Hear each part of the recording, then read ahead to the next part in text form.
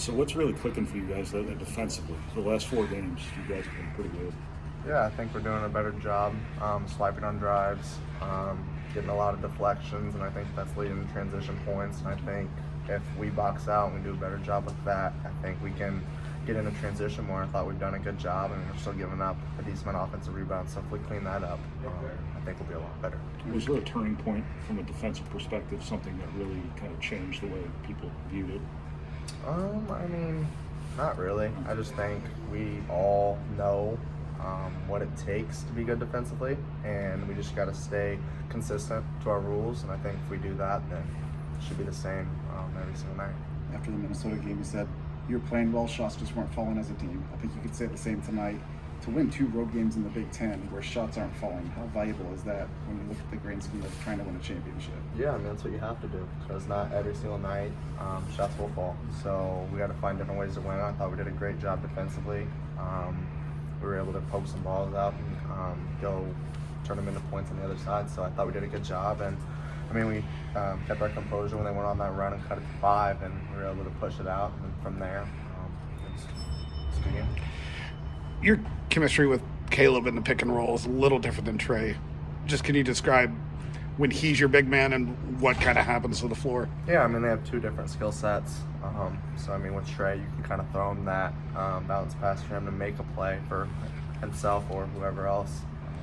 And then with Caleb, like, I kind of go over and look for my shot a little bit more. But, I mean, at the same time, I still trust him to catch it when I throw it to him. So I still throw him and treat him the same, and it works a decent amount of time. Your ability to create chaos and turnovers defensively by being away from the ball zone, how much does Gicarri and CJ allow you to do that? Yeah, no, I mean, they're great on-ball defenders, so kind of let me catch my breath defensively, which is obviously not a good thing to say, but I mean, I get yelled at for it because I gamble a lot, so I mean, I got to try to clean that up. But I mean, just having guys that play hard on the ball just makes my life a lot easier. They cut it to 5. Volume gets up a little bit here. Just what is it about this team able to respond to that? Is it experience with all of you guys, or to be able to jump back up? Yeah, I thought we've done a great job since we've came in.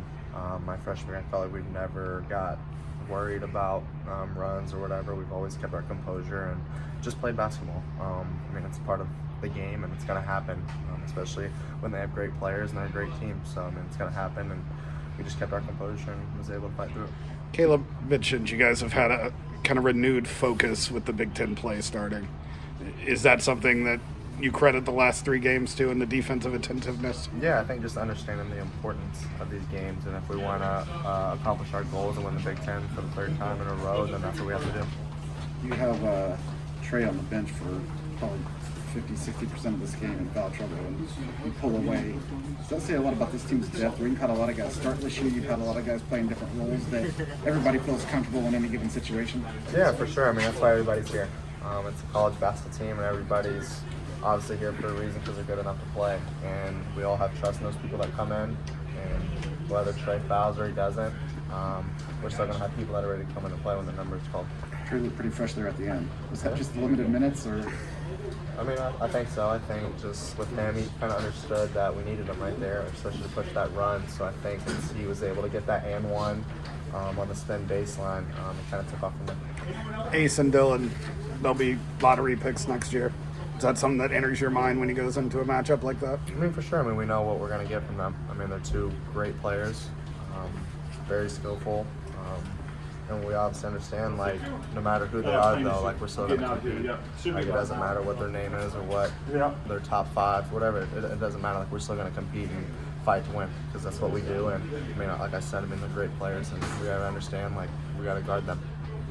What's really clicking for you guys defensively right now? The last 4 games have all been really good.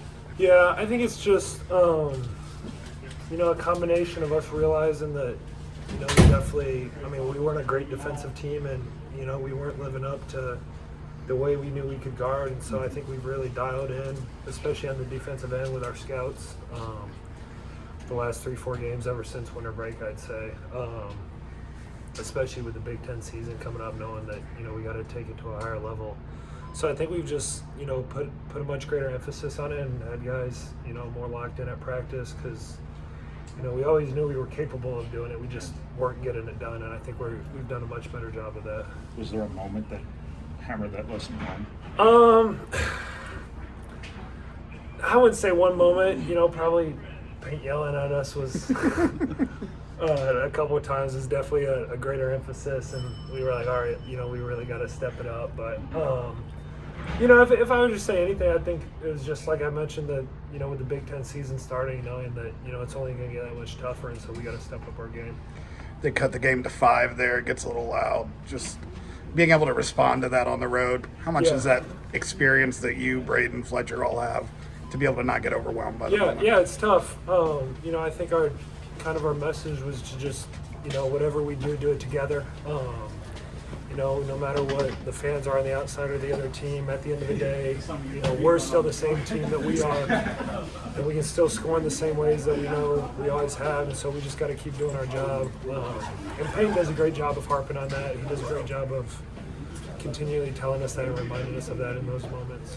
Is there a freedom or more fun knowing like the minutes are there for you now, and that you play well, you're going to play 30 plus a night? Yeah, absolutely. It's definitely a lot easier to get in a groove. But yeah, it's just, kind of like Payne always says, it's really hard to be great in your role with limited minutes. So I think it definitely, helps to get in a groove, helps to, kind of free me up, feel like I can, play a little bit more, play through some mistakes and stuff like that. How valuable is culture in a game like this? In Minnesota, shots aren't falling, but people know their roles, keep playing your role, and eventually, things are going to work out. And I think that it has in these last 2 road Big Ten games. Yeah, it's a huge deal. Obviously, we want shots to fall, and I can confidently say, in the future, more times than not, they probably will. But to be able to pull out a win, especially in a place like this, when shots aren't falling, on the road in the Big Ten, I think that's a great statement to the way that we were able to guard, the way that we were able to still, run our offense, and even if we weren't hitting the threes, we weren't hitting kind of those longer shots, we were still getting around the rim and, finishing. And then finally at the end of the game, we were able to make a few free throws too, so that definitely helped. Are you starting to get sentimental about this is your last game in Rutgers? Do you think about stuff like that? Yeah, definitely. I definitely, realize that, realistically, I'm probably only playing at most 3 more months of basketball, competitive basketball, in my life. So, I think I've definitely, since around winter break, it started to click, and I think I kind of just really focus on making an emphasis of, enjoying each and every day, being thankful for each and every day, and not taking it for granted, for sure. Last year, I think this team got so solidified in 5 or 6 guy rotations throughout, and for good reason, throughout the course of the year. Yeah. Now you've started, I think, 10 or 11 guys this season. So when you get in foul trouble, when Trey gets in foul trouble, there's not a fall off. How much correlation is there that guys have been in several different roles and can kind of step into any role? Yeah, I think it's huge. We've talked a lot this year, especially about, obviously we don't have Zach Edey, but, every night it's going to be somebody else. And whether you're used to only playing 10 minutes a game, whether you're used to playing 30 minutes a game, whatever it may be, anything in between, different nights, different guys are going to need to step up. And so I think that's really helped us. That's really helped our starters. That's really helped our bench kind of be locked in 1 through 10, 1 through 11, however many guys play each night. And then when they come in and give those minutes, they're, really helping us. Do you feel like this has been kind of the most consistently impactful, sustained stretch of your career, the way you've been playing lately? I don't know. I'd have to go look, but I don't know. I think, like I said, just, trying to be thankful and joyful every day and play each game to the best of my ability has definitely helped me do it at a higher level for sure. At what point in the process did you know you were going to be able to dunk that ball? That's a good question. Probably about halfway through. Well, I went up to dunk it, and then I saw it was there, and I was like, well, I'm here now. Might as well try to finish it. The pressure that the CJ and Gicarri can just have on the ball, how much does that affect other teams' offense and allow you guys to kind of stay on a string defensively? Yeah, it's huge for us, and I would say it also helps our offense a lot. Because in the past a lot of times it's been Braden jamming the ball.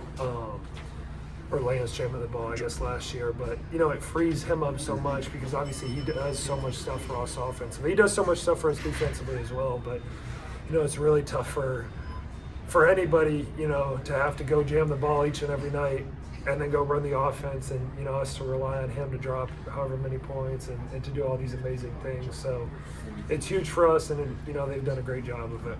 Speaking of that, how annoying is Braden when he's able to play that off-ball kind of pass? Just go get a dribble. So, I mean, you've gone up against him. I was going to say he's a big pest.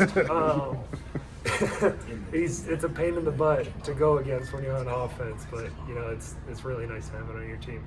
Yeah, it was a tough loss, so yeah, we had to regroup after that one, and you know, we made sure, you know, we were more focused, you know, coming into scout and being the more ready team, you know. So yeah, of course, so it was great. Did that game have an impact? That Auburn game, was that kind of a turning point moment?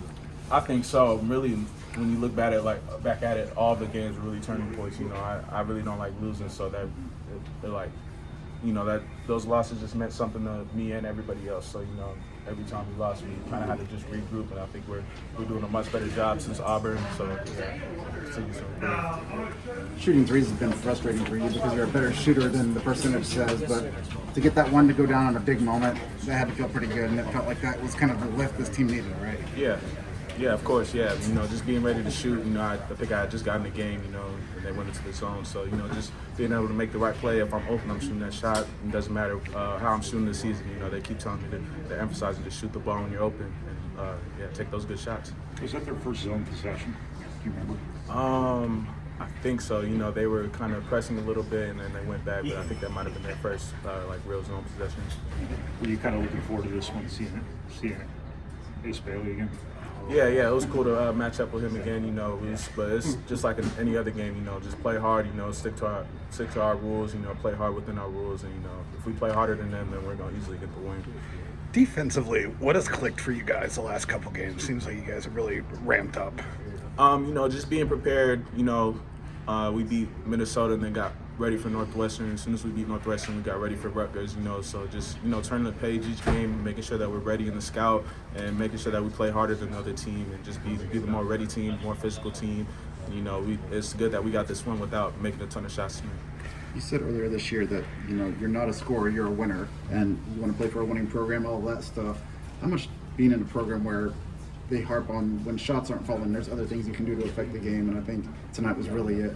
You know, kind of point proven to that. Yeah, it meant everything. You know, this is a really good win just because, you know, we weren't making shots. That was one thing that Coach Payne was emphasizing. You know, just going on the road and still winning a game, you know, by double figures without making shots. So, you know, we were just sticking to our rules, making sure like we could get whatever shot that we wanted. You know, just had to have good pace. You know, set good screens for each other, whether that's on ball screens or off ball screens. So, you know, make sure we're doing the right thing.